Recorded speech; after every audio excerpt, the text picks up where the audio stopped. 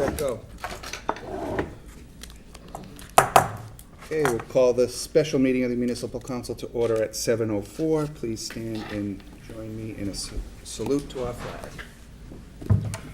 I pledge allegiance To the flag of the United States of America and to the republic for which it stands, one nation, under God, indivisible, with liberty and justice for all.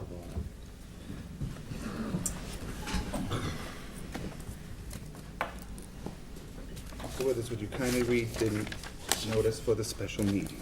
Yes, I will. May 6, 2019, to members of the Municipal Council from Mark J. Cooper, Council President. Councilors, by authority of Article 2, Section 2-7C of the Attleboro Home Rule Charter, I hereby call a special meeting of the Municipal Council as follows. Date, Tuesday, May 14th, 2019, time 7 p.m., place, council chambers. And the purpose of the meeting is to hold a regular meeting and committee meeting to handle any legal matter before the council. Sincerely, Mark J. Cooper, C.C. Mayor Paul Carew. Thank you. So, just for all of you, tonight, we're going to do the public hearing for the three budgets, general, water, and wastewater public hearings, and then we're gonna recognize the City Property and Claims Committee, and then we will adjourn and go into the committee meetings. That's the order of business for this evening. With that said, would you kindly read the notice for the first public hearing this evening? Yes, public hearing relative to the fiscal year 2020 general budget. Thank you. Is there anyone here to speak in favor? Anyone here to speak in favor? Anyone in opposition? Is there anyone here neither for nor against? Anyone here neither for nor against the general government budget? Hearing none, seeing none. Mr. Delicio, would you like to close that public hearing? I would, sir. Thank you. Mr. Withers, would you kindly read the notice of the, when did I put? Yes, the next public hearing is relative to the fiscal year 2020 water enterprise budget. Thank you. You read it faster than I write it. Is there anyone here to speak in favor? Is there anyone here to speak in favor? Anyone here to speak in opposition? Anyone neither for nor against? Hearing and seeing none. Mr. Delicio, do you see any reason to keep this public hearing open? I do not, sir. That public hearing is also closed. Mr. Withers, would you kindly read the notice of the next public hearing? Yes, and the final public hearing this evening is relative to the fiscal year 2020 wastewater enterprise budget. Thank you. Is there anyone here to speak in favor? Anyone to speak in favor? Anyone to speak in opposition? Anyone neither for nor against? Seeing none, Mr. Delicio, do you see any reason to keep this public hearing No, open? sir. Also declare that public hearing closed, and we, at this time, will move on to committee reports. And again, the only committee this evening that is reporting is City Property and Claims, and I will, at this time, recognize Council Reynolds. Okay. So do you want me to just read them, or do you want me to give an explanation Now, as I to want you to why? read them first, get the second, if there is one, and then we'll proceed with comments. From the docket of April 2nd, 2019, I move to reconsider vote number 23 of May 7th, 2019, relative to the disposition of the old high school at 135 County Street building and the parking at 0 Cora Street. Second. Thank you. Thank you. Motion is in order. Any questions or comments? This is only about the reconsideration. The other comments and any amendments that you may offer will come later. Okay, so I'm not sure if people understand why I'm asking for the reconsideration, but most of you might have known that I had always mentioned that I'd like to see the school buildings, most notably the high school, retain the outside integrity and appearance that they hold today. We discussed this prior to the vote that we took last Tuesday, and I since learned that by not adding the restrictions to the vote, that if we had sold the building or if somehow it subsequently got raised, we would have had no legal recourse at that time. So my thought is to make a reconsideration, add our own restrictions, and move forward that way and be on the safe side. Sure. Any other questions or comments about the reason to reconsider? Hearing none, it's a voice vote, but we're going to do a roll call vote, starting with Council Jackson. Ms. Jackson? Yes. Mr. Waterman? Yes. Mr. Conti? Yes. Mr. Cobus? Yes.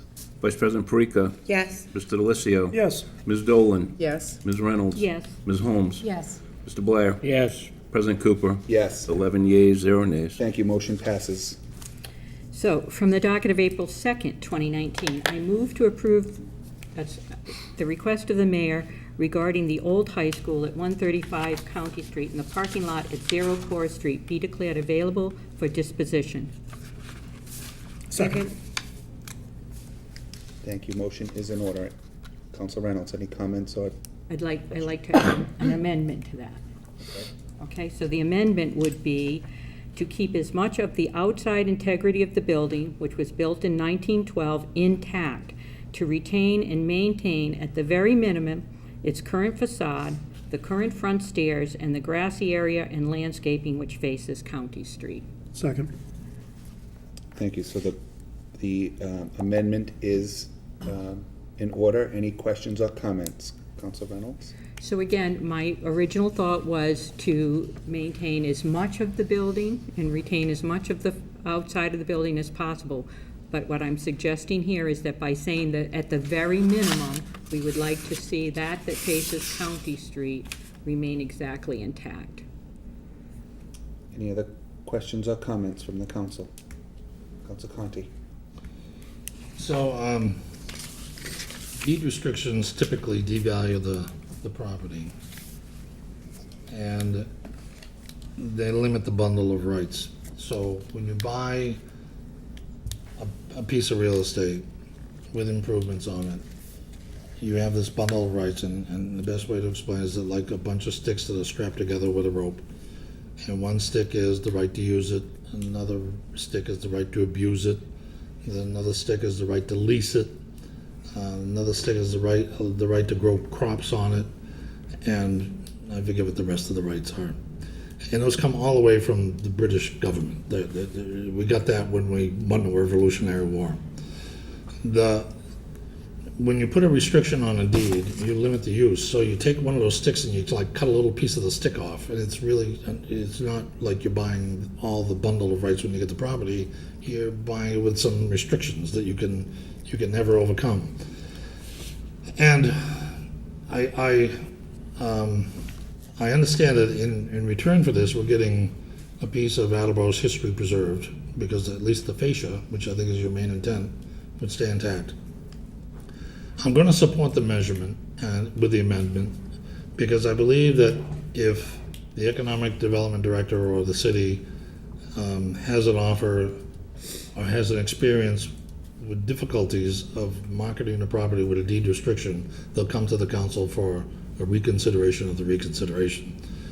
And depending on what the circumstances are of that, I might support that as well. But for now, I support this measure because the face of the old high school has been there ever since I've been here, and I understand and value not destroying everything in my past. So I don't think that this deed restriction is severe enough to cause a deep discount on the value of the land and the improvements, because you're allowing them to get rid of everything else except the face, which I think is reasonable. So, and that concludes my comments. Thank you. Council Cobus? Let me start off by saying I agree with everything Councilor Conti said in general. And generally speaking, I agree with the intent behind this as far as preserving the facade, with the potential that if it doesn't sell after a period of time, the administration could potentially come back to us. The question I have, and if I may through the president, is has this amendment been reviewed by the administration or anybody? I question from a procedural perspective whether this is enough to require the administration put a deed restriction on the property, or from a process perspective if this is appropriate. And then the second question I have is, do we know roughly what the asking price is for this property and by how much it would be devalued? So, from my meeting with the mayor this evening, we reviewed the amendment with him. I did not ask the city solicitor, and I can tell you that with Councilor Holmes and Councilor Reynolds, was hard to get to the point where we got to in terms of where we are with this, agreeing with this. But we didn't did we have it reviewed legally? No. I don't think it's necessary. It's pretty straightforward. Keep the facade and the integrity of the building to the extent that you can intact. Secondly, any sale of that building, they have to come before this honorable That's body. correct. So we can put whatever we want here, but they gotta come here and tell us what they're gonna do with it, and if we don't like it, we say no at that time. So it's not, we're making a mountain out of a molehill. So we as don't far need as to I'm be concerned. legally whatever. Yep, and I did the Heather Parika move today on my way into work. I said to myself, don't talk, don't talk, don't talk. 3 times, I wrote it on the paper, but I have to now because I'm slightly annoyed. We have been talking about the sale, yes. Excuse me, Council. We have been talking about the sale of this school for 3 years. And never once did I hear anybody in this room, with all the presentations that we have, talk about protecting the facade or any piece of that building. The only thing we were interested in was getting the people of this community behind the sale of the school to build the new one. And at this point, I feel like this is we're switching up the game a bit.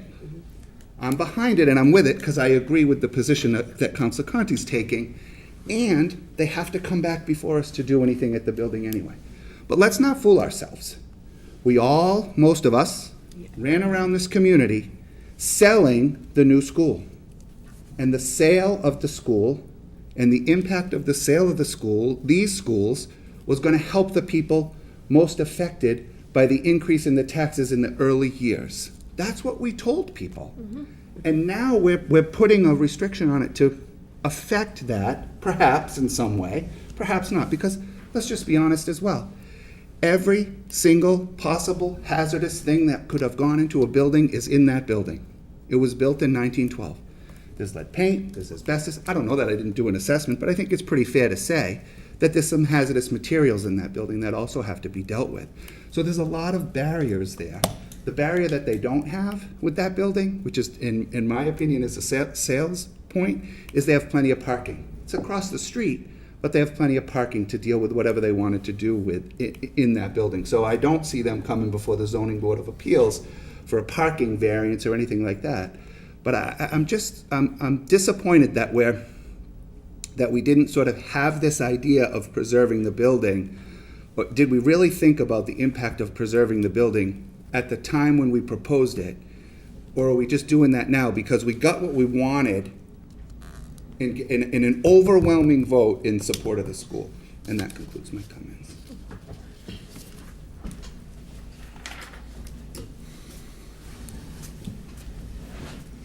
Councilor Reynolds.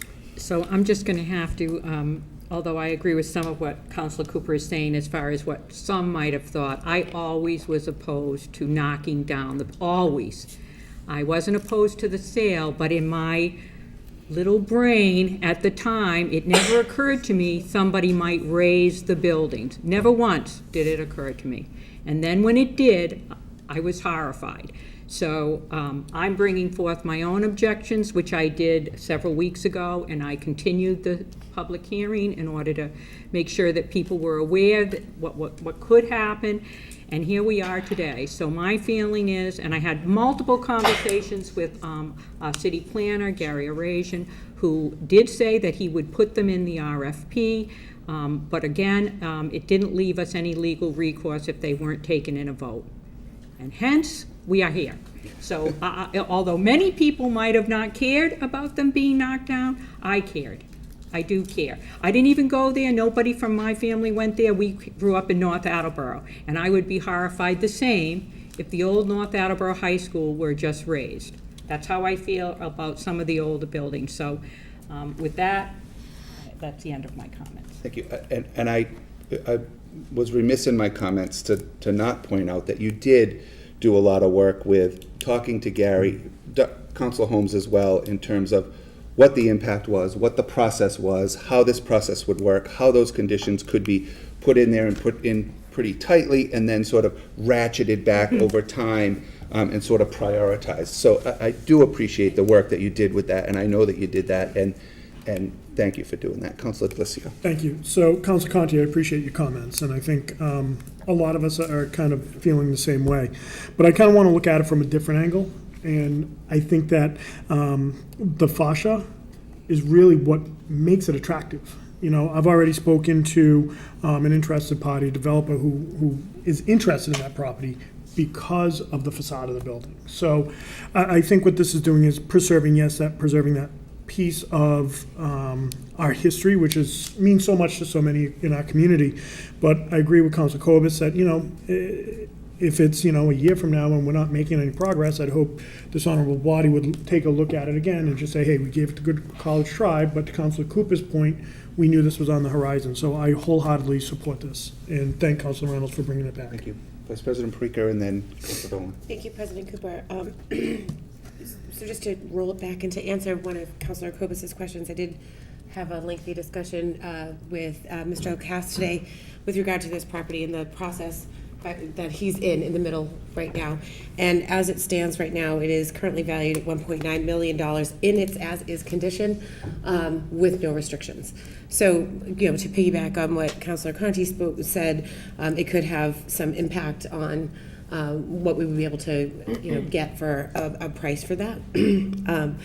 It was interesting last night, last night they had the Attleboro Historic Commission meeting here in council chambers, and the conversation came up quite frequently about the preservation of the school and current, like, building. In my house, we talk about building trends and retrofitting lights and all sorts of stuff on a regular basis. And one of the building trends, kind of like Mechanic Street, is to take old buildings such as that, rehabilitate it, you know, clean it all up, make it beautiful, put condos in it. So I think that that's part and parcel to what the potential plan, because that's just what people are doing now anyway. I take comfort in the fact also that section 2-11.5 in our ordinance book, which I asked Virginia to put in all of your boxes, also reiterates what President Cooper said, that any proposed sale comes through us. So we can, and there's policies and procedures in that if we want to take a lower bid and what we have to do for those things. So there's plenty of I'm supporting the measure this evening, but there's plenty of protection for us to have that taken care of. And it's a little mountainy out of a molehilly on this, so, because we're the ones who get to decide who actually purchases it or not. So that completes my comments. I just wanted to kind of make a couple of those clarifying points for anybody watching at home. Thank you. Councilor Dolan, and then Blair. I'll be supporting this tonight also, and I do agree with, you know, some of the concerns that Councilor Conti stated, but I also agree with Councilor Delissio and Parika. I think this is what would attract people to this building. And when we have historical houses in the city that sell, there are restrictions. If you want to maintain it being historical, you know what you're getting into. You can't put new pro windows in or whatever, from my understanding. That's what they do on historical buildings.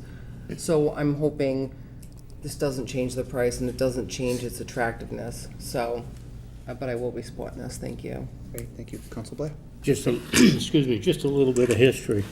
I think Kate and I were the only ones on the council when we did Bliss School. Was you on the council when Bliss was sold? I was. Right? Mm-hmm. And we met with the hospital and at that time, but Gary did a good job with that. The people that bought it, they got some state grants, federal grants, whatever, and they kept the front of that. So I think there's people out there willing to do that. And that is a selling point, I believe, the facade of that building.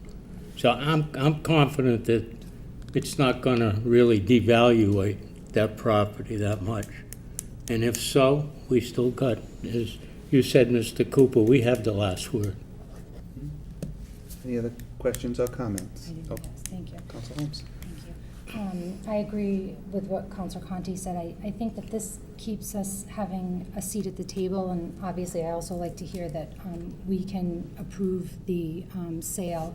But there are so many restrictions we could make, and this is just one, from my point of view, one small restriction that we're asking for. We could restrict not cutting down a tree. We could restrict the interior. We could restrict the color. We could restrict practically everything there. We're just asking that the front part, and it is a trend. A lot of developers are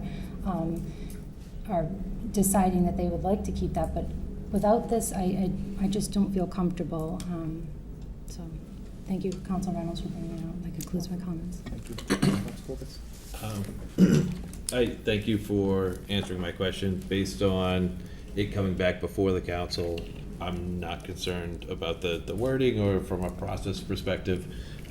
So I will be supporting this with the understanding that if down the road we do have trouble selling it, then it's time to make some changes. And the one thing I wanted to bring up and mention that if you guys think back to Kevin or Mayor Dumas's 5-year sustainability plan, I just looked it up. In there, he mentions we spend $140,000 a year in maintenance costs for those 3 buildings that we're planning to sell. And by selling them, we immediately eliminate $3 million that's on the capital improvement plan. So it is important for, like President Cooper said, it's important that we sell these buildings. I'm happy to give it a try to try to maintain the facade. I do think that's important, but if down the road we can't sell it or we have trouble selling it, I think it's important that we move at that point. So that concludes my comments. Great. So any other questions on the amendment? This requires a roll call vote, and we'll begin with Councilor Blair, I believe. Mr. Blair? Yes. Ms. Holmes? Yes. Ms. Reynolds? Yes. Ms. Dolan? Yes. Mr. Delissio? Yes. Vice President Parika? Yes. Mr. Cobus? Yes. Mr. Conti? Yes. Mr. Waterman? Yes. Ms. Jackson? Yes. President Cooper? Yes. 11 yeas, 0 nays. Thank you. Motion with the amendment passes. Is there any other questions on the motion as amended? Hearing, Vice President Parika, do you have a question?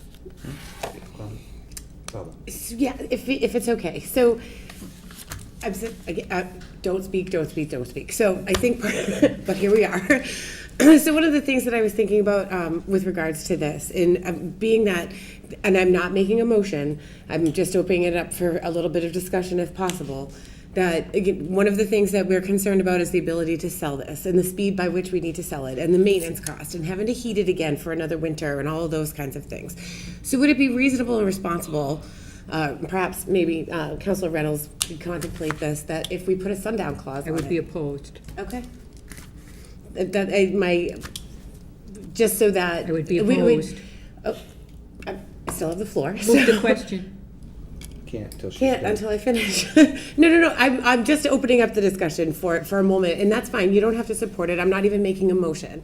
All I was simply stating is that perhaps that would be something to consider being on Councilor Conti's comments about how long it might take and things like that, that it might not necessarily be irresponsible for us to do that. If we're going to take if we put 6 months to be able to sell it with the restriction and then see what we have come before us, or if we extend it for a year, it may not be irresponsible for us to do that, but. Any other questions or comments? I would be opposed because if someone comes forward to buy it, if they want to buy it without the restriction, they're going to come to us. We're going to learn about it no matter what. So I would be opposed to start adding multiple restrictions to a restriction, which only convolutes the entire process that we're trying to at least maintain the integrity of the outside of the building. So I wouldn't want to add additional instruction to people. Those are my comments. Any other questions or comments about the motion as amended? Seeing none, this requires a roll call vote, and we'll begin with Councilor Jackson. Ms. Jackson? Yes. Mr. Waterman? Yes. Mr. Conti? Yes. Mr. Cobus? Yes. Vice President Parika? Yes. Mr. Delissio? Yes. Ms. Dolan? Yes. Ms. Reynolds? Yes. Ms. Holmes? Yes. Mr. Blair? Yes. President Cooper? Yes. 11 yeas, 0 nays. Thank you. Motion passes. Councilor Reynolds, any other I have no further business this evening, but would like to call a committee meeting. Okay, thank you. At this time, there is no old business, there is no new business. I'd entertain a motion to adjourn. Second. That was quick. All in favor? Aye. Thank you. We're adjourned 7:28. We are going to have committee meetings immediately following. Traffic and transportation is canceled for this evening. It's closed. It's canceled for this evening. And I'd like to call Public Works Committee to order at 7:29 this evening. I have motions to discuss with you. From the docket of May 21st, 2019, I entertain a motion to approve the request of the mayor to appropriate $21,900 from account 1000-359000 undesignated fund balance free cash general government to account 142010000-530101 Public Works Professional Services to complete required engineering, design, and construction oversight to repair Farmers Pond Dam. Second. Thank you, that was perfect. Sorry, I don't have the copy. I thought you were done. That's okay.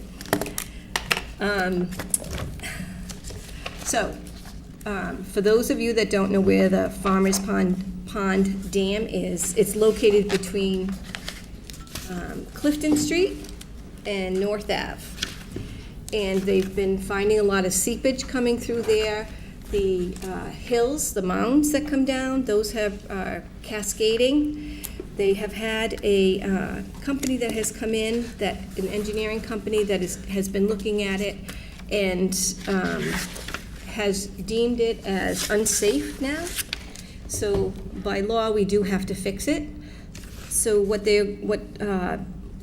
Superintendent Tyler is planning on doing is we will have this company oversee and recommend how the Public Works Department will repair and get this up to better conditions, because right now, from poor to unsafe is not a good thing. Any comments, questions? Please, Mr. Blair? Is the Public Works gonna do the work, Katie? Yes, yep, Okay. yep. Any other comments, questions? Microphone's really loud, huh? Yeah, okay. All those in favor? Aye. Opposed? Motion passes. Thank you. Second, I entertain a motion to approve the request of the mayor to transfer $10 from account 1650100-5210101, Park and Forestry Heating, to account 1650100-573010, Park and Forestry Membership, for additional fees for the International Society of Arboricultural Membership. Second. Thank you. So the fees went up on the membership, and we need to have a tree warden, which is our head of forestry, and unfortunately, that didn't get added into our 2019 account. So, any questions? I just think it's so funny that we have to transfer $10,000 $10 like that. All those in favor? Aye. Opposed? Motion carries. Thank you. I have no further business this evening, but I would like to call for a committee meeting at the appropriate time in a couple weeks. All those in favor? Aye. Opposed? We are adjourned at 7:32. Probably would cause more paperwork. I know. So I would like to call the Personnel and Human Services Committee together tonight at 7:32. And I have two motions to present. From the docket, May 21st, 2019, I would like to entertain a motion to approve the appointment of Kelly Terrault from 3 Commonwealth Avenue to fill an expired term on the Cultural Council, term to expire February 2022. Thank you very much. I have known Kelly for about 3 years now. She's a very active member of the Attleboro Community Theater. She's directed 2 wonderful shows. I believe you were in one and I was in one. And she has a real concern about culture here in our city, and especially in the theater world, but I'm sure she would any direction that culture goes. She was unable to come this evening, because it's almost bedtime for the children. But we might meet her in another week or two, at the beginning of the council meeting. So I make that motion. Do you have a second? Second. Yes, you do. Second. So, all those in favor? Aye. Aye. Aye. The vote passes 3-0. And also, the second item is from the docket of May 21st, 2019. I entertain a motion to approve the request of the mayor for changes to the current rules and regulations for the city's exempt group as follows. The first change would be language changes to Article 5, annual leave, to allow the minimum charge of annual leave consistent with other bargaining units. An additional change in Article 5 would be language changes that would define leave year and the approval process of carryover vacation time that is in excess of the allowable hours. The second change would be language changes to Article 10, which is longevity, to be consistent with other bargaining units. Do I have a second? Second. Thank you very much. I'll explain a few of these items. For those who are unfamiliar, annual leave, as used in these regulations, means the year beginning on the first day of a calendar year and ending the last day of a calendar year, January 1 through December 31st. The second item, and I should mention that the exempt group are full-time, non-union employees that we are talking about. The second item is to exempt employees can take annual leaves. We're asking for to be able to take annual leaves in half-hour increments or leave work, say, for example, they could leave 2.5 hours early rather than saying 2 or 3. So it gives them a half-hour increment. Another item that we were talking about in here is that exempt employees can carry over up to 2 weeks of their vacation time beyond December 31st, which is what union members in the city can do now. And if they want to carry over more than that time, they would need written permission by the mayor. And the third item, regarding longevity pay, would allow exempt employees to be consistent with the current unions, and this would become effective as of July 1st, 2019, so it would not be until then. And so there would be longevity pay at 10 years, 15 years, 20 years, and 25 years for the exempt employees, ranging from $900 on an annual basis for the 10 years, all the way up to $3,200 longevity pay, which is one time a year, after 25 years. Are there any questions? Hopefully I can answer. Yes, So, please. Just procedurally, I think when you read the original motion and it got seconded, I don't think you had the to take effect July 1st, 2019. That's in the, I don't think you read that when you read the motion, so you'll need, just need to. You're right. amend I was that. reading the original motion, and then we changed it today. So can I reread that? So I then? would just make an amendment, have everybody second it, have it seconded, Okay. have your committee vote Thank on you. the amendment, and then go back to voting as amended. Thank you. We had two different versions. So I would like to make an amendment to the original motion and insert these dates. I entertain an amended motion to approve the request of the mayor for changes. You don't have to read the whole thing, you can just say, you'd add, Add. I'm sorry to interrupt you, you could just say, add after bargaining unit to take effect July 1st, 2019. Well, there was also the half-hour increments. I thought you said that in what you read. Did I? I think you did, Good. yes. Good. So the second change, this is all that was changed, would be language changes to Article 10 longevity to be consistent with other bargaining units to take effect July 1, 2019. Second. Thank you. Now, are there any questions regarding this? Vote on it. So then just vote the as amended, and then we'll go back. I have a couple of First, other questions. Thank you. So, all those in favor of the amendment? Aye. And I say aye. The amendment passes 3-0. Any questions about the original, please? So just refresh my memory, is there currently a longevity benefit in the existing, or is this a new benefit in the personnel rules? I don't remember if it was also applied to the city's exempt. I'm not 100% certain of that question, but I believe that exempt employees do not have that longevity. Today, so we're Today. adding the longevity Yes. to, They are being included now. They would be if this passes. okay. Can we just double check that for next week, just so that we know whether or not that's new?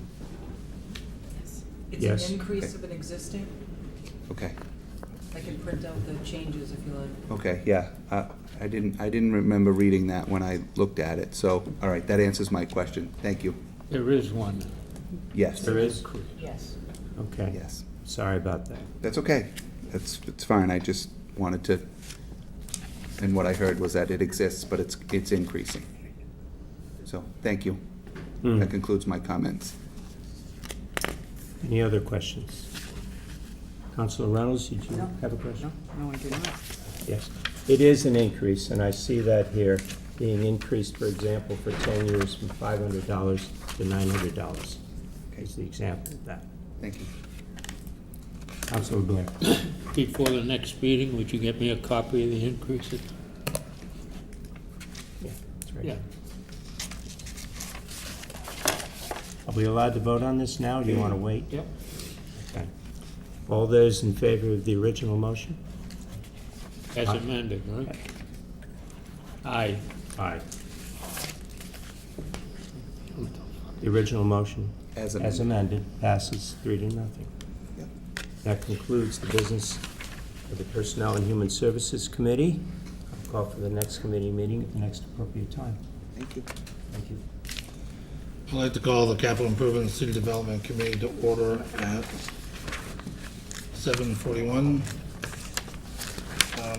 My committee members, Todd Waterman and Laura Dolan, we need to prepare a document for the mayor. And it's in the form of a resolution. So what we have to do is draft a resolution and present it to the council for adoption, and then it gets sent up to the mayor on our opinions of the capital improvement plan, urgent priority, spending for fiscal year 2020. Last year, we did this, and we started out with the typical resolution that I think we use every year, whereas the home rule charter, blah, blah, blah, whereas the planning is a necessary part of the function, and whereas the capital improvements haven't continued to depreciate, and I think you remember this from last year. What's changed this year is that the budget only carries about $500,000 for expenditures. And I don't think it does us any good to talk about the $1.2 million that was taken out to save jobs but I do think it's appropriate to applaud the administration for putting in, for the first time this year, a capital improvement line item of $500,000 upon the certification of free cash in September. I'm very happy about that. I've been trying to do that for 10 years. So we don't have to put it into the message. It's up to you whether or not you want to put it in the message. But the reality is we only have $500,000 to spend. So sometime between now and 2 weeks from now, you need to sit down and go over this book and figure out, of the $11,500,000 in urgent and priority items, which items would you say to the mayor, if this comes down in front of the council, I'll support it? and maybe it's all 11,500,000, but we should only recommend 500,000 in our resolution, because that's all that's all that's in the budget. The purpose of the resolution is to give the administration an advance notice of what the committee, with the backing of the council, recommends to the administration for the implementation of the capital improvements. The purpose of the resolution is to say to the administration, this is our feeling down here, so if you move these things, you should expect them to go through quickly and easily. There's some things in the capital improvement plan which carry on from year to year to year, like the firefighter protective equipment, the firefighter, I think they call it PFE? PPE. Is a 5-year plan, it's $50,000. We've been doing it for 4 years. This is the 5th year, or this is maybe the 3rd year of 5 years. That's kind of like a necessary expenditure. It's really a budgeted item. So you really don't have $250,000, $500,000 to spend. You really have $450,000. You see, that's the kind of thinking that you need to be looking at when you go through this plan. So we can't talk except in these chambers, and we can't talk except in public.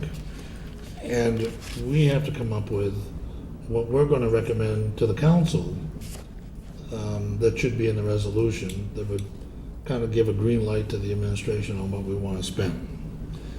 And that's a very difficult thing to do. And so I think the best way to do it, and I'll take your input if you think there's a better way to do it, is for us to individually look at this and come up with and I would recommend you prioritize the book. Just the priority ones and the urgent ones, and give them a number from 1 to 47. And no duplicates. So that when we meet next time, we can say, well, my number 1 item was, for example, PPE, professional firefighter equipment. And if it's a number 1 you, and a number 1 with you, and a number 1 with me, then we put it as a recommendation to the council that it be included in the resolution. What are your thoughts? Yep. I am seeing some quizzical looks around the room. And I saw them come up, I thought, when you mentioned the PPE. And is that really come out of the capital? It does. Does. It does, and it has, and it will.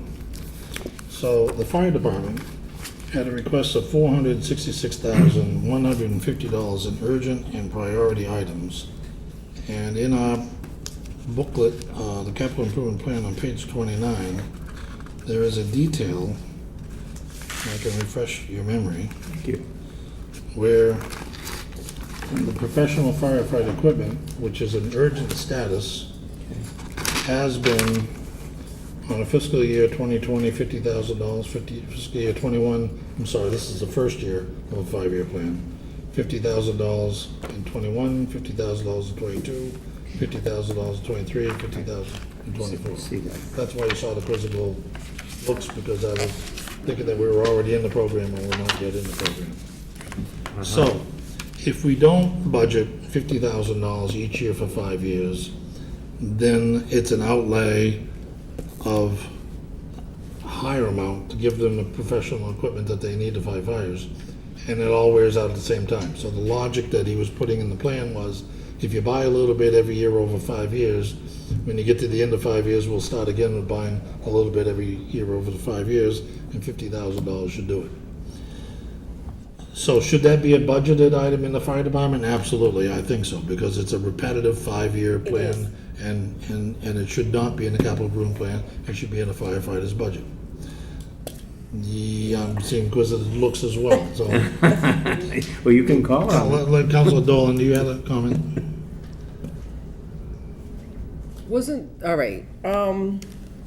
All right, so the fire department stuff, didn't we give them an extra $80,000 Yes. for a line item? I don't recall that, but if we did, and I'm thinking of saying, Council Perico, would you please take the floor? If you don't, yeah, so there is, so to the administration's credit, they did add, and it has been in there, the former administration also had it in there as well, that there is an $80,000 line item in our city budget for personal protective gear. So people that, it's slowly, that actually was a slight increase, I believe, over last year. And so they are kind of hacking away at that. So as part of the capital improvements plan as it is specific to PPEs, there is a budgetary line item there. That does not need this additional 50,000. So the $80,000 only covers so many in the replacement portion of that. So when you become a firefighter, you're granted one piece and, one set. And we have been slowly over time purchasing additional PPEs. So Yes. it was foul weather. It was under. Yeah, but it's foul, under yeah. foul weather gear, but that's what the intent of that particular line item is Counselor, that can I it's. ask you to surrender the floor so I can call Have the it. budget administrations? Yes. Thank you, Council Conti. Yes, it is under line item 558320. It is under foul weather gear. Last Wednesday, I believe, Chief LaChance was down here and he talked about how the administration was very amenable to putting the $80,000 line item in there. So Okay. and I think where some of the confusion may be coming in, Counselor, is Council Preker and Cobus said, is it is under foul weather gear. Right. So it's budgeted as foul weather gear, not as PPE. Correct. Thank you. That caused the confusion. Counselor Cooper? I'll throw another wrinkle into the mix, Councilor Conti, because it was my understanding that the $80,000 in foul weather gear this year was to provide all firefighters with, every firefighter would now have a second set of gear. And then the 50,000 was to replace is that not right? I don't think so. Yep. Obviously, I don't have an answer to that. There's dissension among the ranks. Yeah, so I guess we need to get clarification. I will get it. I will call the chief. Well, I think Jay knows, maybe. Jay, Yes. would you please take the floor? We did, thank you, Council. We asked the chief that last week, and what he told us was that $80,000 will only buy up to 15. So we There's still still, 15 left. excuse me? There'll be 15 not Because covered. he has 36 not covered. So, Okay. it's not gonna be able to buy for all the firefighters second. It's also not gonna take into account for the new hires he's going to make as Right. well. However, it's a substantial step as to taking something from the capital improvements, putting it into into its own line item, as opposed to having it come out of the operating budget of the fire department itself. So let me recap. It's your understanding that the $80,000 foul weather gear line item in the firefighter's budget takes care of his fiscal year needs for professional firefighting gear? No, No. it's a step closer, but it's still not gonna get us where we need to be. So he still needs the 50,000. Yeah. Well, do we know, Hold on. Okay. Council Delicio has the floor. Right. Let me get the answer from Council Delicio. Please. Apparently I was sleeping when the fire chief was speaking. No, so I think it would be worthy of having the fire chief come back down in front of your committee to address some of these needs, especially where there's been some confusion on some of them as of late. However, the $80,000 was an increase to the $50,000. If you look at the budget, the suggested was actually 60,000. The mayor increased it, he understood the need, increased it to 80,000. Okay. I can handle that with a phone call.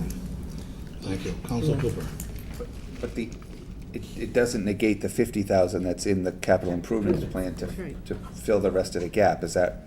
fair That's statement? what I'm gonna call the chief Okay, to clarify. Perfect, great, thank you. Councilor Holmes. Thank you. Just to get back to what I think you were asking is, or requesting, that we look through the capital improvements book and at the urgent items and sort of rate where we feel like the needs in this city need to be addressed immediately. Yes. The side benefit of that, Councilor Holmes, is that it gives you personal time with the book to make your own decisions on what you want to fight for. And if, in a perfect world, all 11 councils came up with a single item as the number one thing that we absolutely must fund, wonderful. We're there, it makes it right into the message to the administration, and the administration knows that if they send the measure down to the council, that all 11 councils have already said, we think we're gonna support this. Things may change, but we think we're gonna support this, so that should go quickly. For example, the one that comes to mind is I read the Recreation Department monthly report this afternoon during lunch. And I was reading that he has an urgent need for chemicals for the summertime, and that it's in the capital improvement plan, and he's hoping that the council will support it. So that's a perfect example, is that, you know, we've talked to the Recreation Department. We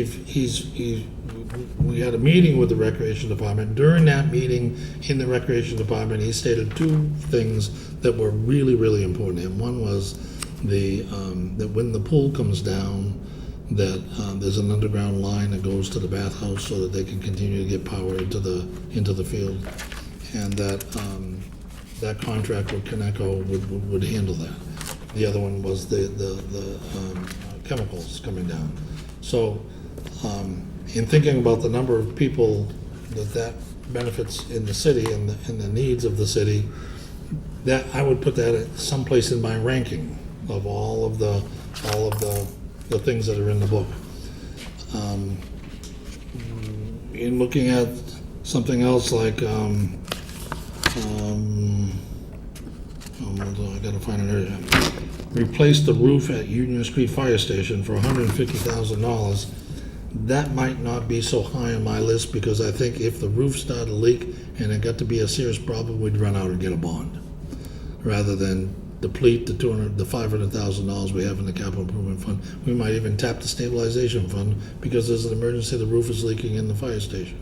But a $150,000 drain on only a $500,000 budget for the whole city, that's gonna go way down on my list in terms of my priorities. So you see, we all think differently, and that's the beauty of a democracy. It's probably impossible for 11 people to agree, you know, in full support, but the idea of a resolution is to get something close enough so that we can all say, yeah, that's not so bad. I mean, there is some compromise in the process. So does that kind of like settle okay with you? Yes. Good. Councilor Cooper? The trifold Yes. chart, do you have that in electronic format you could circulate? I don't need the No. book electronically, but if you had that, that would help. I think it's on the website, Councilor Cooper. I think it's on the It city is, but I website. gotta download the whole thing, switch Yeah, the you do. file, blah, blah, blah. If you can just get it in So do I. Excel. So do I. All right. I'm sure Gary has it if he sends it to you in Okay, Excel. I'll then ask you Gary can for it. Send it to all of us. It's just much easier than going through all I that will blah, do blah, that. blah. Just have Todd do it. I'll be happy to do that. Sitting here in front of a computer. Todd can do it. I can do anything. Councilor Delcio. Thank you. So, Counselor, I appreciate the approach you're taking, in which kind of having everyone come to the table with their own ideas and suggestions.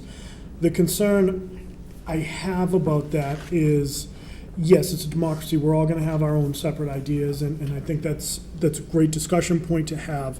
But when I look at something like this Department of DPW, where they have 10 pieces of equipment all listed as urgent, how are we to differentiate which ones are which? So my concern would be that, you know, we might have something in urgent, and a lot of the time, some of the department heads might put something in urgent that realistically could be a 1, potentially even a 2. So I would just caution that, you know, maybe you'd be amenable to, when you get this list compiled, that if there's a need, we can get some of the department heads down here to really walk us through, you know, like, and I'm not picking on DPW, it's just, they have the 10 pieces of equipment as urgent, you know, a backhoe. Didn't we buy a backhoe a couple years ago? And again, just, you know, didn't we buy a backhoe a couple years ago? What do we need a hot mix truck for? Like, these are just more kind of questions that could come up. So I just would caution that it could actually add a couple extra steps. We used to do that, and maybe we need to, maybe the next council needs to return to that. Because the next council is going to have their capital improvement book delivered the day they're inaugurated. And that is a very important change in government in Attleboro. Because that new council is gonna have the book January, February, March, April, before we get to the budget sessions. Sure. So, I think that there may be, maybe now is a good time to go back to that. And I think you've got a good point. I would like my committee to do the prioritization first to see how much dissonance there is in that, in that thinking. And then I think from the three lists that we have, in our next conversations, I think you're right, there's gonna be, well, we need to talk to this director, this department head, this department, and this department. Just as I've done tonight, I've got a couple action items tonight. The thing is that it has to be done in public. And the capital improvements program is a little bit more difficult to execute than a budget, because the budget has been vetted by all department heads and all the administration before it comes down to us, and all we're doing is accepting it. That's really not what the resolution does. The resolution is saying, of all of the millions of dollars of things here, this is what we think we can slip through quickly. So, yes, you have a follow-up? Yeah, and I appreciate that, and I think you're spot on there. The only thing I would say too is we can have the greatest resolution in the world, it still goes down to what the priorities of the administration are. And you know, I used the analogy last year of the service merchandise catalog right around Christmas time, and that's really what it is, you know.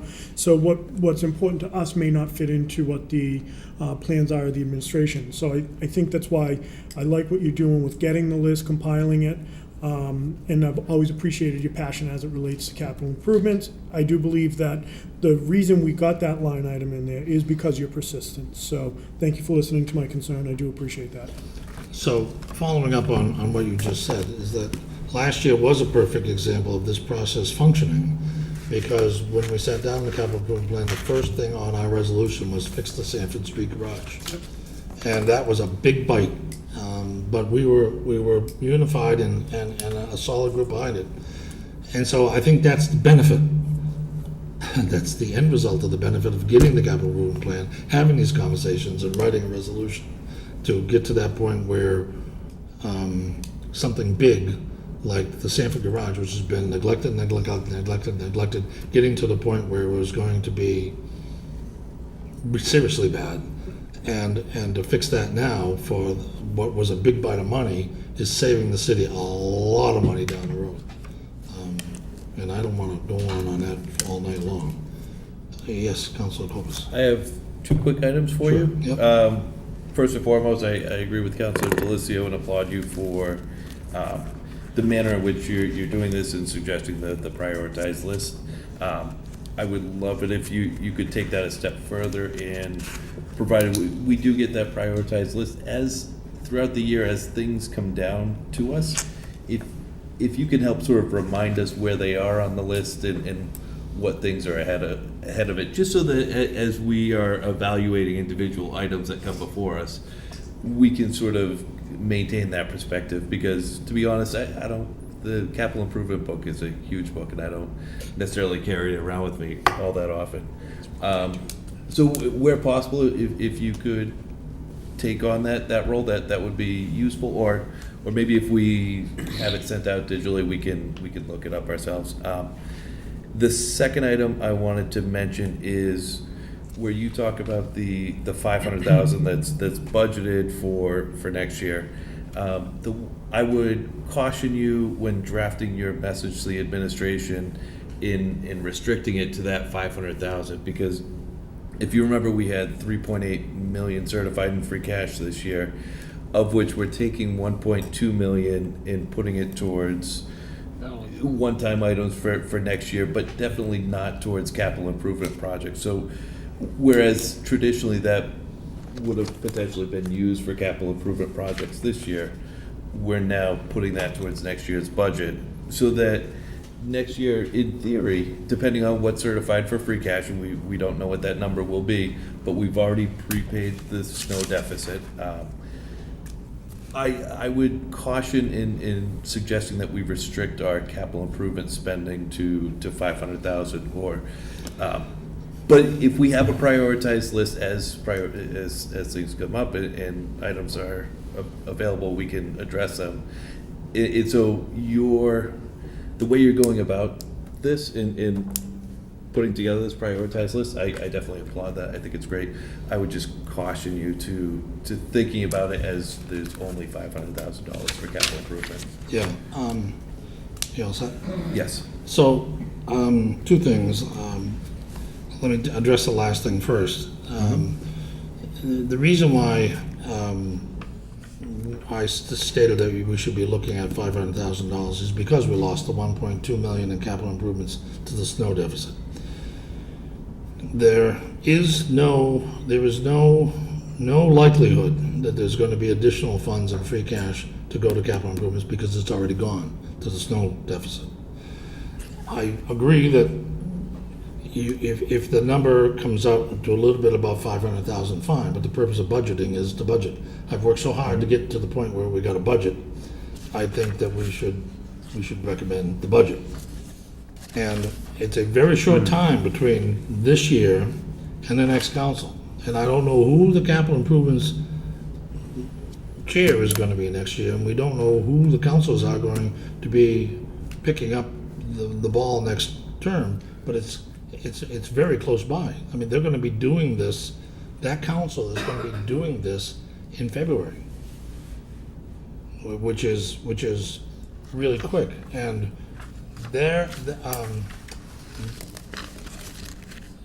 hopefully, they're going to be pushing for an increase from $500,000 in that budget to put back that 1.2 and maybe get a little bit more, so maybe $2 million for capital improvement budget for the next term. That was the big thinking. Because it's going to be perhaps a new administration, perhaps a new council, that all could go up in smoke. But that's the line where we got to where we are now. To give up 1.2 million in snow funds to pick up $500,000 for a line item and capital improvements was a big deal. In terms of reminding of where we are, I feel like the swamp is so deep and that we're getting bit by so many alligators that there's absolutely, I mean, you would get so tired of listening to me nag of all the things that we have to improve in capital improvements. It is so overwhelming. I'm exhausted already. Right. Councilor Cooper. So I think I want to help you a little bit on the first comment, your last comments, Rick, and say that it's my recollection that when something comes up from a department head, an unanticipated capital improvement need, that either you or the department head is quick to remind us where, what page, chapter, and verse of the past X number of capital improvements plans this particular item has been mentioned in. So, quite frankly, from my perspective, I think you do a good job of that, and it sort of reinforced it a minute ago when you said page 26, and you opened it and you knew what page the fire department was on. So I appreciate that, and I sort of look to it as I'm making these decisions about whether it's a backhoe or a hot mix thing or a thing to suck the water out of the drains or whatever it is that's an urgent need, the roof over there. You would identify in the plan sort of where it came from and give us the dams in town or in the city are a perfect example of you sort of keeping your thumb right on where things are in the plan. And from my perspective, it helps me make that decision because I know I sort of rely on you to be all over it, and I know that if you have any questions, you sort of let that be known. So I do appreciate that. I wanted to give you a little help on answering the first question without sort of going, being exhausted by all of the things that are in there. So I do appreciate that. Thank you. So, committee, I've accomplished what I wanted to do tonight. I've basically given you the charge of reviewing the book over the next 2 weeks and coming up with a priority list. And other counselors, you might as well accept the challenge as well, because there's going to be some discussion, and you're going to want to know what you want to work on. And then we'll have, I think following that, I think we're going to have a Wednesday night meeting in the annex room where we actually finish and hone out the actual book. So So work on it over the next 2 weeks, and I'll schedule with our administrative assistant a Wednesday night meeting, 6:30, in the annex room to finalize the resolution for the mayor, and we can do that all together. And I'll have the projector with the resolution up on the screen, and we can all look at it at the same time and say, well, I like this word, I don't like that word, or I want to move this up or down, or we'll all write it together, okay? One question. Yes. So, 1 to 49, that due diligence will be done, I'm sure. But is 1 to 49 really necessary, or perhaps 1 to 10 or 1 to 15? Yeah, you need $500,000. Try to get to $500,000. Okay, Yeah, what would you put in 500K? Because the conversation we have in that room to finalize this budget is where the rubber hits the road. so it might be less than 49 in Yeah, your order. yeah, you're right. All set? We're good? Good. I make a motion, we adjourn. Second. All in favor? Aye. Aye. I declare the Capital Improvements Committee adjourned at 8:09. Thank you for your cooperation. Zoning and land use is canceled for tonight. I would like to call Budget and Appropriations to order at 8:09. I don't have any business to bring out tonight, but what I do want to do is just really thank everyone for their participation in the budget hearings thus far. We're already done with the budget hearings. We were able to get them all taken care of in 3 nights. I do want to thank Deb Gould and Barry Lacasse for their help, their input during this process. Of course, the department heads for coming down, speaking with us. Just an update on the schedules. Tomorrow night, we're going to meet here at 6:30. My plan is to read the budget into the record tomorrow night. We're going to meet Monday night at 6:30, where we'll finalize the budget message. And then, if everything goes well, we'll be on track to vote the budget on next Tuesday night and be able to put the budget to rest. So, Excuse me, Counselor, what time is the meeting tomorrow night? 6:30. Thank you. And it will be in the annex, as a matter of fact, because Concom's here in the chambers tomorrow night. Okay. Any other questions, thoughts, concerns? All right, seeing none, I would call for an adjournment at 8:11. Second. All in favor? Aye. We are adjourned at 8:11. License committee is canceled tonight. I think I do have some things here. So the City Property and Claims Committee, I'd like to call it to order at 8:11. And I have from the docket of May 21st, 2019, I entertain a motion to approve the request of the mayor to declare the following Recreation Department equipment as surplus and available for disposition: an aerifier, which is a Ford tractor, and a John Deere weed whacker. They're both in poor condition. Thank you. Any questions, concerns?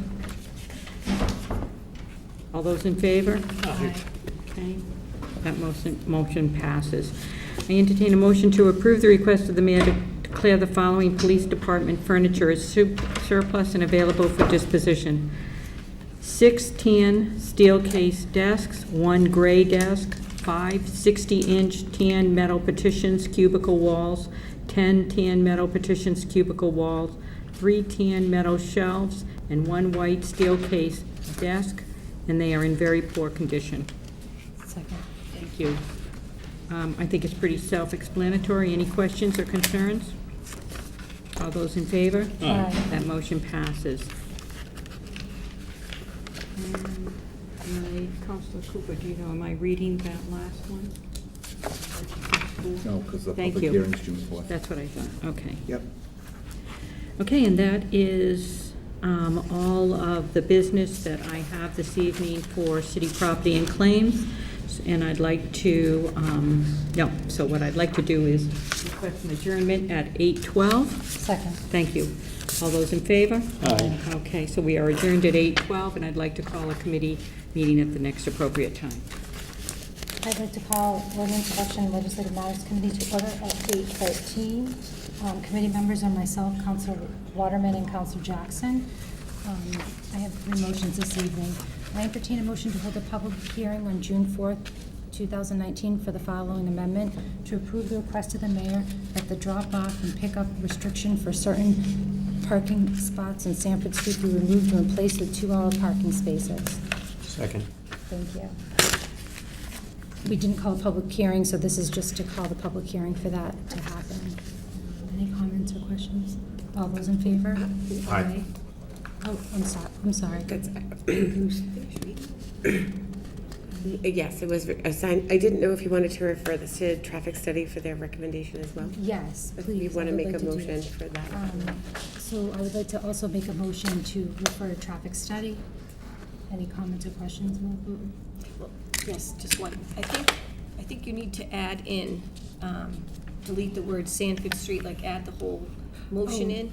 Okay, Yes, I believe you do, so I think So- we should withdraw the seconds, because it says the following amendments, and we haven't read the amendments.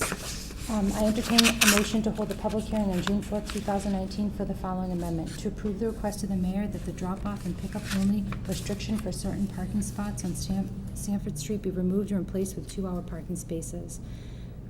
Delete the word Sanford Street southerly side from North Main Street to Bank Street. See section 10-5.3S and section 10-5.3B and replace with Sanford Street southerly side from North Main Street to Bank Street. Delete section 10-5.3S. Second. Thank you. The way that was written, I kind of stopped at the first paragraph, but thank you for doing that. So this is just to call the public hearing, and then also there was a suggestion that, which I think makes sense, to refer to the traffic and transportation study. So I guess we can vote first on the traffic and transportation study to refer it to them. All in favor? Aye. And then we can now vote, I guess, just to call for the public hearing. Is that correct? All in favor? Aye. Aye. So this will have a public hearing, and then we'll also be going to traffic and transportation. So let's see here. From the docket of May 7, 2019, I entertain a motion regarding the proposed ordinance change to have the electrical inspector's job changed from full-time employee position to an appointed position, and also some minor changes in the same section for housekeeping purposes. The mayor hereby requests this honorable body to vote on the following amendment: delete section 3-1.4 and replace it with the following: compensation of inspectors. The inspector of plumbing gas shall receive as compensation for services rendered 75% of the gross amount of the inspection fee generated and collected by the discharge of his or her duties. The inspector of wires shall receive as compensation for services rendered 65% of the gross amount of the inspection fee generated and collected by the discharge of his or her duties. The assistant inspectors of wires, plumbing, and gas shall be paid $25 per inspection. Delete section 3-2.1 and replace with the following: organization.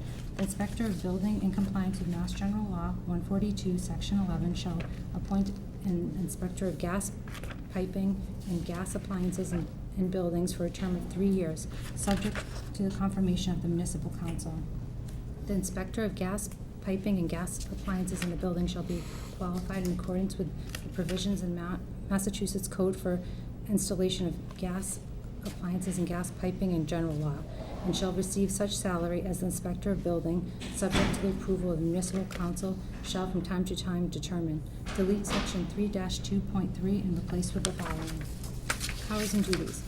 The inspector of gas piping and gas appliances in buildings under general supervision and control of the inspector of buildings shall enforce the provisions of Massachusetts Code for the installation of gas appliances and gas piping and any other applicable statutes, rules, regulations, and ordinances, and act on any question pertaining to gas fitting or installation.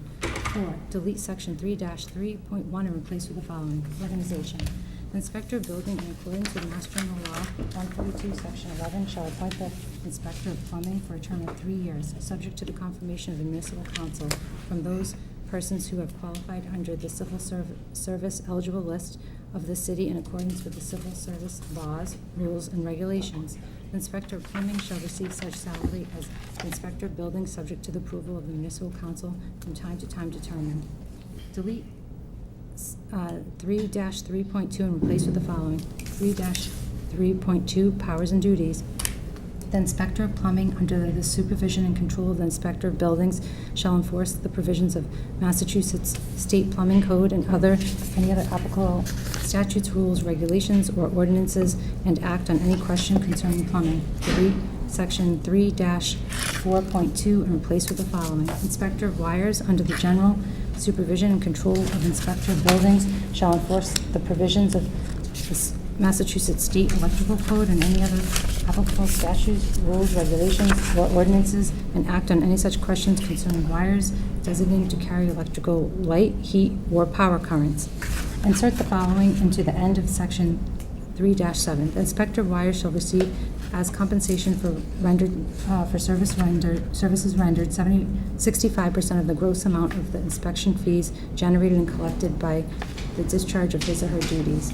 Delete Section 20-3.2 and replace with the following. Revenues. The city auditor shall establish the Protective Inspection Services Fund number 2603 as a separate fund and credit to the fund 65% of the fees paid by plumbing, gas inspection permits, and 65% of the fees paid for electrical inspection permits when needed to perform by an outside contractor.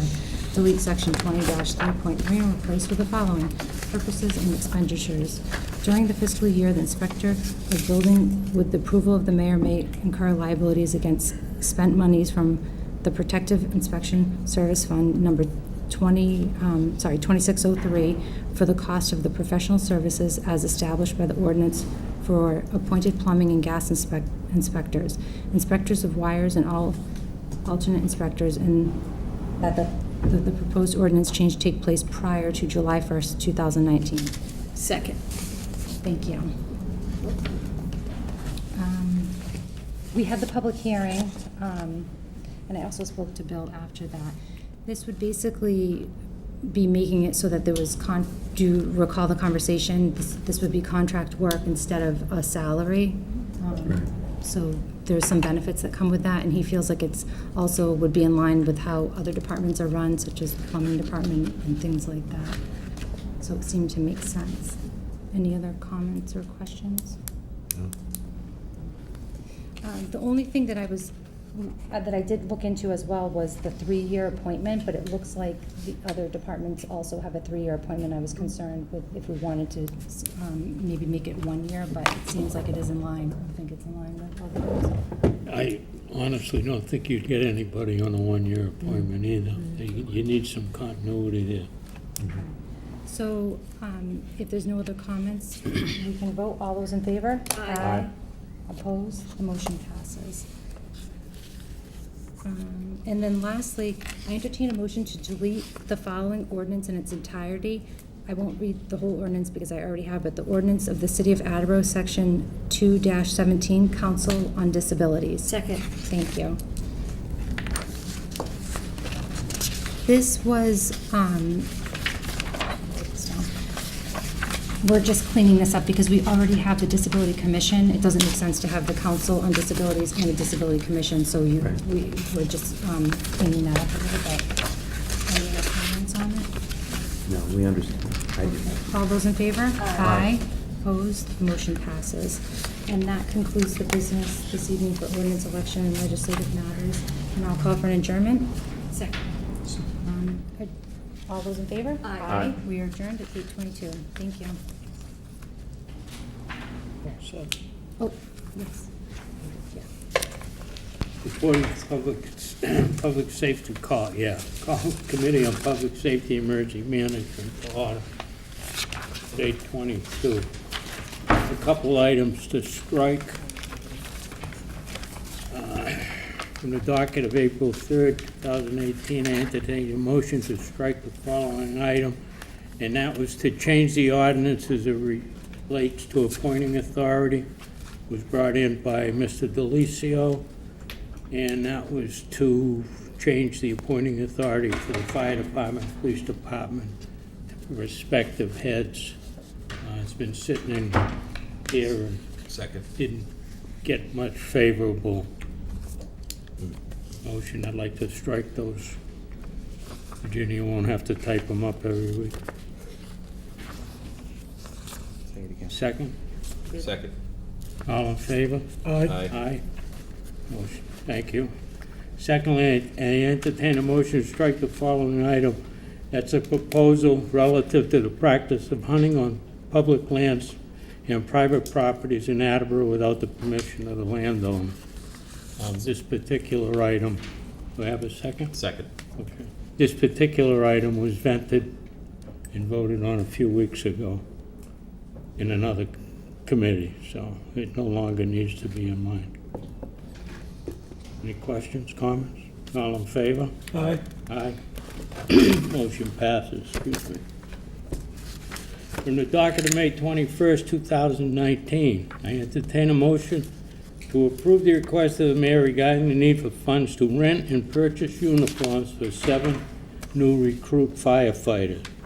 Therefore, the mayor hereby requests this honorable body to transfer $5,500 from account 1124100-578300 citywide reserve fund for transfer to the following: $3,500 to account 1220100-527055 fire rental of uniforms, and $2,000 to account 1220100-558310 fire uniforms. Second.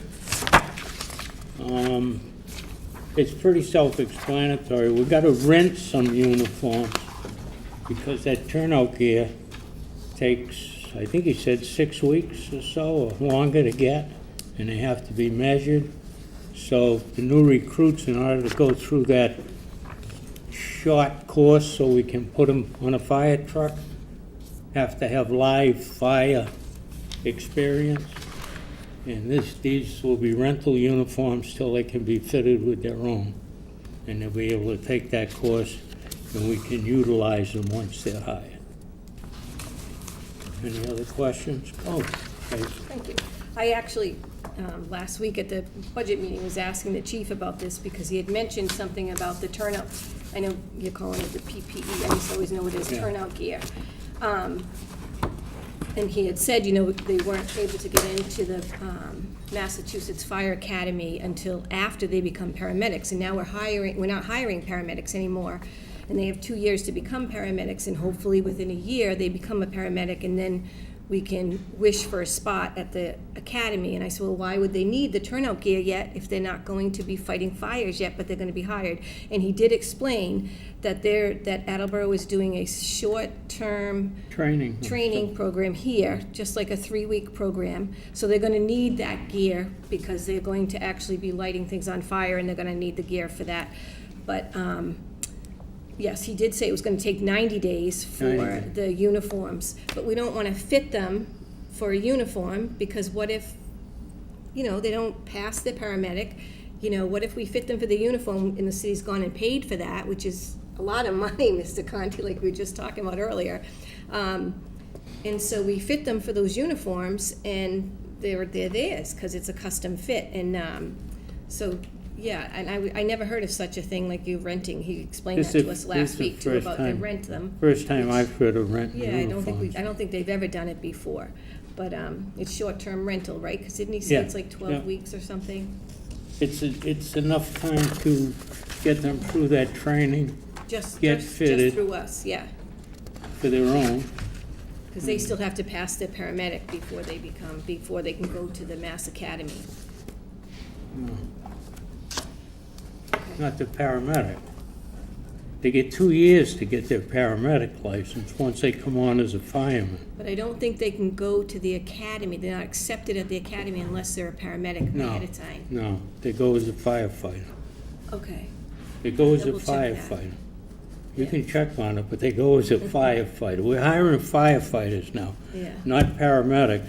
And we give those firefighters that are hired 2 years to get their paramedic license, Yeah. which we supplementally pay for. But they come on as firefighters. Yeah, I understand that, but, cool. Any other questions or comments?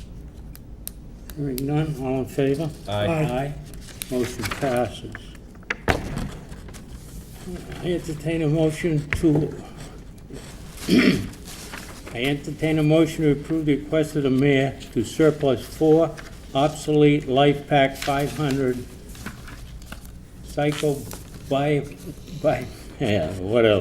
automatic external defibrillators, AEDs, that were removed from service at the fire department, and declare the automatic external defibrillators as surplus and available for distribution, and to donate them to the Freiburg Rescue Service. Second.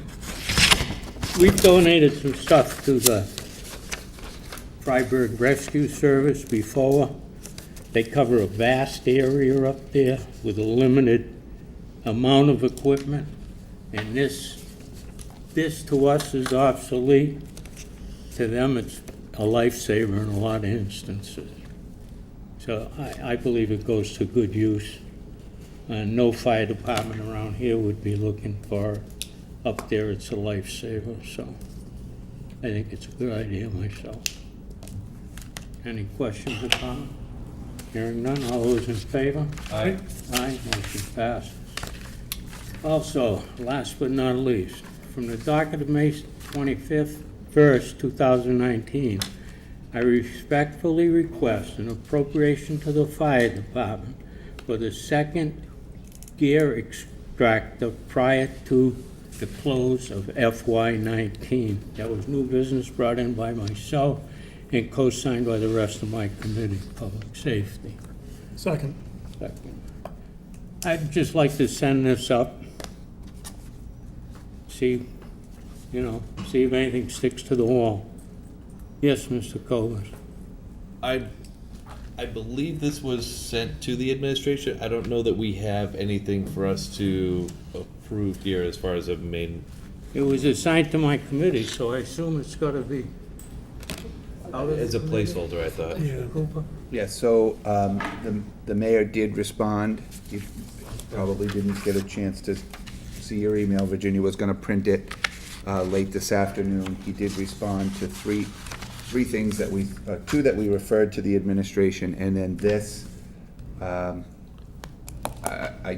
know what he said in it, but I can't remember off the top of my head. It was discussed back in March, and he does plan to do it, and he does detail out what he plans to do. So you have that in your box. So I don't know that there's anything. I didn't see it, Mr. No, I Cooper. know. It came late, like I met with him till, I don't know, 6:30, and when I came down, Virginia pointed it out Yeah. right before I went up, so. Not trying to make excuses, but if I don't get a copy of it, I don't know what to say when I sit in this chair. I'm with you. I'm just telling you that he said, you asked for an opinion from him, you sent a letter up to him, he responded tonight. I don't think has anybody else seen it? Nobody's seen it. So a few of us saw it, a few of us haven't. I think it's probably prudent based on that. Does it You cover- evaluate his does it- response, and then see if that's sufficient. If it isn't, then take the next Well, I'd step. like to vote this out, and if it isn't sufficient, I'll bring it forward. No? I'm not going to support voting this out Okay. until we have the opportunity to read the email. We asked the mayor for a plan. He gave us the plan supposedly. I haven't seen the email yet, so until we do, I'd respectfully ask for you to allow me to take back my second and wait until we see that plan. We've asked for communication, so if there is communication, I want to make sure that, we're right. holding up our end of the bargain. Well, we asked for that communication a long time ago, Be that as it may. right? Absolutely. Okay. Well, seeing we don't have anything to talk about, I call for an adjournment at 8:32. Second. All in favor? Aye. Aye, we are adjourned, thank you. I'd like to call a special committee on rules and procedures to order at 8:33. Sitting on this committee is Vice President Cobus, and the third member is Council Peruka. And, councilors, I'll begin my remarks by saying that I think you'll agree with me that the motion that we would present to the council should take effect with the next council. That to try to implement this in May, now that we've gotten to May, doesn't make too much sense, but it does make sense for the next council to start all fresh. They have an orientation session, they can go through the new rules and procedures as if nothing had changed, other than the people who are serving now that will also be serving in the next term. Following that, we met on February 27th, 2019, and made some final additions to the plan. And essentially, and that final addition was circulated to President Cooper and I think to all councils so they could get a look at what was coming down the road. To refresh your memory, the council in the future will be purchasing a booklet for all councils called the Parliamentary Procedures at a Glance, new edition book, published by Penguin Books, and it is the book that has a nice little handy guide right in the middle, so that whatever it is you want to do, it's right there. You can go find it. In the middle of a meeting, you can have the book sitting right on your desk, and for example, the motion to reconsider is sitting right there, right on the top.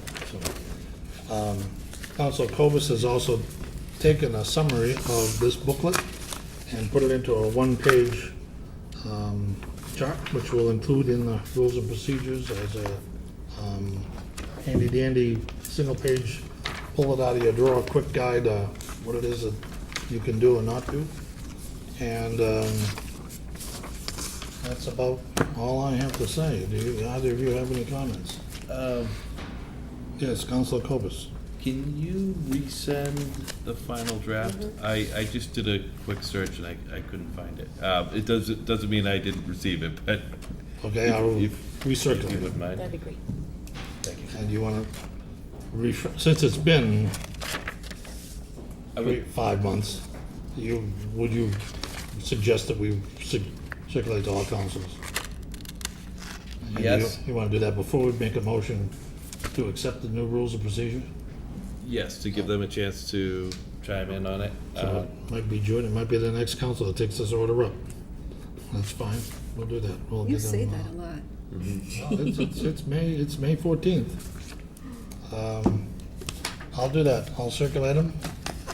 Any further business among the council, for the committee? Seeing none, I'll call for motion to adjourn, all in favor? Aye. I declare the council, the special committee on rules and procedures be adjourned at 8:36.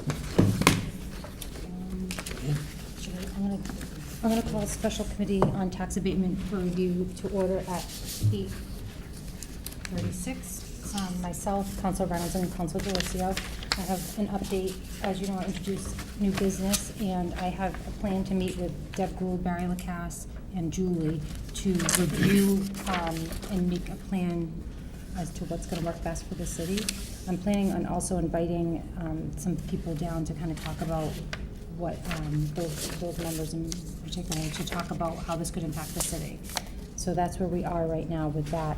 Some of the obstacles right now are the time frame that this could potentially happen, because we're in the middle of budget season and the fiscal year is about to change. It may be, some of them may be ready for fiscal year 2021 that we're looking at, but the senior tax work-off program is year to year, so we may be able to start that January of next year. So that's a little bit of what's happening right now. Any comments or questions? So I anticipate a lot in the upcoming months. All right. I'll call for an adjournment. Second? All those in favor? Aye. We are adjourned. 1 minute. 1 minute. Hey. We are done. Right? We are done. I am right. What? Oh, she's to the Firefighters must obtain the paramedic certification within 2 years of their appointment to the department and not assigned to the academy until they have completed their paramedic training.